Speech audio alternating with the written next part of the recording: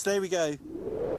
I think that is a great way to learn accurate drone flying. Do you not think? Yeah, it is. It's You've got so much better over 4 or 5 flights and getting tight. We actually watched the footage back from the first flight of today, and some parts of it you were like, you could see the drone so much clearer. Yeah, and wasn't just like kind of like zooming in and out. You're in the frame for the whole circuit, so really, really good.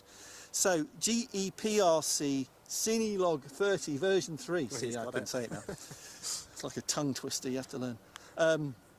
Link in the video description and the pinned comment. So this has ELRS receiver on board, makes it very easy to bind to your TX16S, whichever variant you get, but we got the Mark II and from Radio Master, and the 04, the latest DJI 04 Pro Air unit, which gives you this really nice, crisp, high resolution onboard cinematic video. So we'll put that into a video. Hope you enjoy it. Thanks for watching it. Essential RC as ever. Maybe subscribe if you enjoy what we do.